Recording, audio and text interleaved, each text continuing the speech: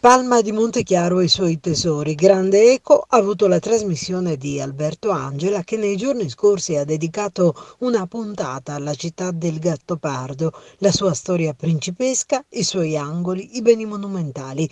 Uno scrigno di bellezza, seppur da sempre conosciuto, ma venuto alla ribalta dopo la scelta operata dagli stilisti Dolce e Gabbana di farne teatro di una sfilata di moda.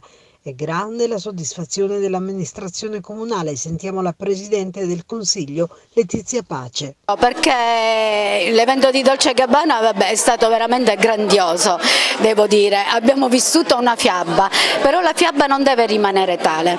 Infatti il lavoro continua, promuovendo il turismo, tant'è che subito dopo abbiamo avuto la visita di Alberto Angela.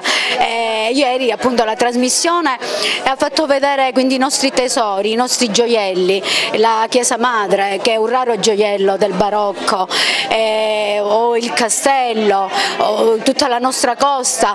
Questo è promozione del territorio e sicuramente ne vedremo i frutti, ne sono sicura.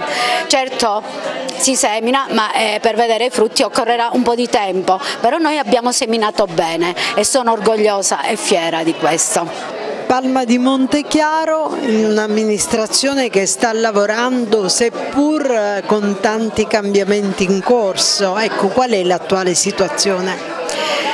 Devo dire che è un'amministrazione veramente che ha dato tanto, abbiamo avuto tanti finanziamenti e da tanti anni Palma non riceveva finanziamenti e in questo ancora biennio della vita giovane, devo dire, questa amministrazione veramente abbiamo ottenuto tanto. Mi sento soddisfatta.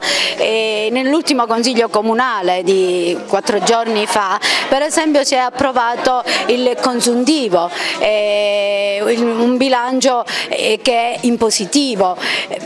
Io ne sono rimasta veramente felice, tanto che parlando io non sono una tecnica sicuramente del bilancio, della materia, però chiudere un bilancio in positivo per me è un fatto veramente epocale, perché è uno dei pochi comuni, devo dire, che sia riuscito in questo senso e veramente mi sento orgogliosa